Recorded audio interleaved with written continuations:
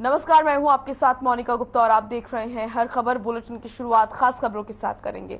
चेन्नई में होने वाले चेस ओलंपियाड की तैयारी पूरी हो चुकी है। वहीं रविवार को नई दिल्ली में टॉर्च रिले की शुरुआत की गई, जो देश के अलग अलग 75 शहरों से गुजरेगी। पीएम मोदी ने नई दिल्ली के इंदिरा गांधी इंटरनेशनल स्टेडियम से चेस ओलंपियाड की टॉर्च रिले को लॉन्च किया। साथ ही पीएम मोदी ने चेस ओलंपियाड 2020 की गोल्ड मेडलिस्ट कोनेरू हम्पी के साथ चेस भी खेला और इवेंट की शुरुआत की। इस दौरान खेल मंत्री अनुराग ठाकुर भी मौजूद रहे। आपको बता दें कि ये पहली बार हो रहा है जब चेस ओलंपियाड से पहले इस तरह टॉर्च रिले निकाला जा रहा है।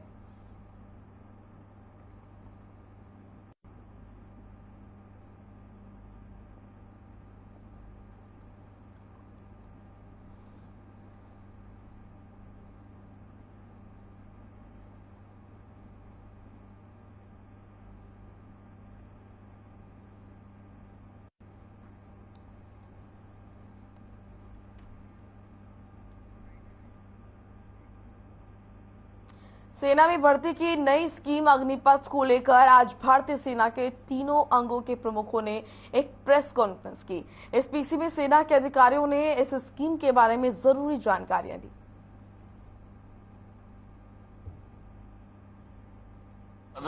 सर्वोच्च बलिदान देगा उसकी इंश्योरेंस कवर नॉन कॉन्ट्रीब्यूटरी है।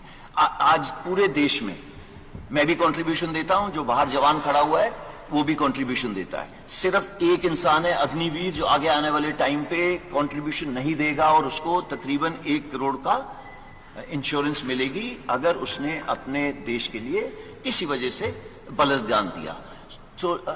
तो मैं आपको ये बताना चाहता हूं, इसी तरीके से उसको हमारे से भिन्न नहीं रखा है। इसके अलावा जो डिसेबिलिटी, अगर किसी कारण मैं ये टाइगर हिल की तरफ दौड़ रहा हूं या कुछ हो रहा हूं, मेरे कुछ गोली लग गई एक्सेट्रा, सेम प्रोविजन, जो मेरी प्रोविजन है वही उसकी प्रोविजन है। देयर इज नो फर्क for an Agniveer. Go next. Now coming what after 4 years, जिसकी वजह से आई एम श्योर आप यहां पे इकट्ठे हुए हैं। देखिए, जो युवक हैं इतनी देर फौज, 4 साल फौज के रहने के बाद ये देश में वापस जाएंगे, देश की ताकत है। ये 25% का तो हम ध्यान रख लेंगे, उनके साथ क्या करना है, कैसे करना है, वो हमारे पे छोड़ दीजिए। बट सबके दिमाग में ये आ रहा है इन 75% के साथ क्या होगा। ये अगर देश की ताकत है तो पूरे देश को, होल ऑफ द गवर्नमेंट, सबकी भागीदारी के साथ इसको आगे ले जाया गया। तो पहले MHA ने हमको बोला प्रेफरेंस दी जाएगी। विद इन 3 days उन्होंने बोला 10% reservation in CAPF and Assam rifles. Then age relaxation दी। एज रिलैक्सेशन क्यों दी? बिकॉज हमने पहले दिन बोला था कि जो कोविड की वजह से 21 साल के नहीं रह पाए वो 23 साल के हो गए, तो वो 2 साल बढ़ गई। हाउएवर उसके 3 दिन बाद MHA ने बोला अच्छा, वो युवक जो 21 साल में मेरे पास आने थे वो अब 23 के हो गए, तो उन्होंने फर्स्ट बैच के लिए ये स्पेशल कंसेशन दिया है to increase the age. Why? Because सबके सब यूथ के साथ कनेक्टेड है, उनको मालूम है देश का भविष्य, यूथ का भविष्य एकदम इंटीग्रेट।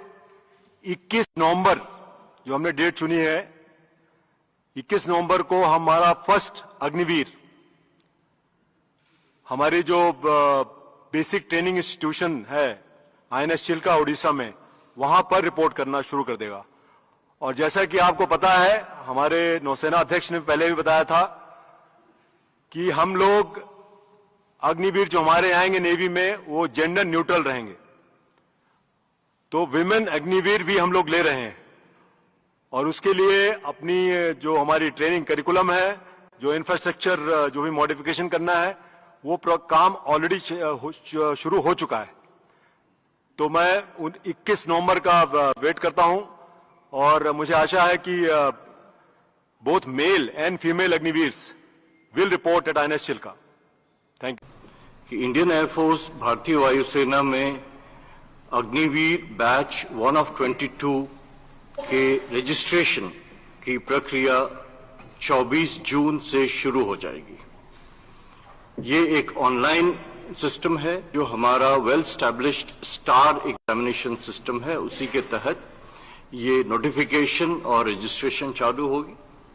इसके ठीक 1 महीने बाद 24 जुलाई से जो फेज 1 ऑनलाइन एग्जामिनेशन है उसकी प्रक्रिया शुरू हो जाएगी और दिसंबर के अंत तक हम पहले बैच अग्निवीर को एनरोल कर लेंगे और 30 दिसंबर से पहले बैच की ट्रेनिंग शुरू हो जाएगी।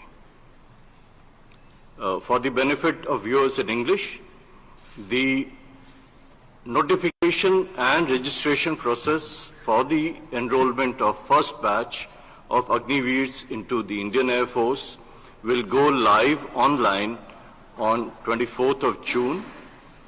Exactly 1 month later, on 24th of July, the well-established system of online examination for Phase 1 will commence, and before the end of the year, the first batch, the intake 1 of 22 for Agniveer for Indian Air Force will be enrolled, and 30th December is the date on which the training for intake 1 of मुख्यमंत्री मनोहर लाल अचानक से गुरुग्राम के मानेसर में बन रहे गुरुग्राम विश्वविद्यालय के campus का निरीक्षण करने पहुंच गए। विश्वविद्यालय के कैंपस निर्माण कार्य का जायजा लेने सीएम का काफिला अचानक ही विश्वविद्यालय पहुंचा था। ये रिपोर्ट देखिए। हरियाणा के मुख्यमंत्री मनोहर लाल प्रदेश के विकास और विकास के लिए हो रहे कार्यों को लेकर किस कदर सजग है, इसकी एक बानगी देखने को मिली साइबर सिटी गुरुग्राम में, जब मुख्यमंत्री का काफिला हरियाणा के डेवलपमेंट का आइकन कहे जाने वाले गुरुग्राम के मानेसर में बन रहे गुरुग्राम विश्वविद्यालय के कैंपस में पहुंचा। मुख्यमंत्री अपने काफिले के साथ गुरुग्राम विश्वविद्यालय के कैंपस में अचानक ही पहुंचे थे। मकसद था मानेसर में विश्वविद्यालय के बन रहे नए कैंपस का औचक निरीक्षण करना और कैंपस में हो रहे कामों की हकीकत को जानना। सीएम ये जानना चाहते थे कि विश्वविद्यालय कैंपस का निर्माण कार्य किस गति से हो रहा है, निर्माण में जिन सामानों का इस्तेमाल हो रहा है उनकी गुणवत्ता का स्तर क्या है। तभी तो मुख्यमंत्री बिना किसी को बताए, बिना किसी पूर्व सूचना के अचानक से विश्वविद्यालय के कैंपस में पहुंच गए, वो भी अपने पूरे दल बल के साथ। जिसके बाद मुख्यमंत्री मनोहर लाल भी उस हकीकत से रूबरू हुए जो विश्वविद्यालय के कैंपस के निर्माण कार्य की असली हकीकत है। गुरुग्राम विश्वविद्यालय राज्य सरकार का विश्वविद्यालय है, जिसका संचालन साल 2018 में शुरू हुआ था और उसका पहला सत्र 2018-19 रहा।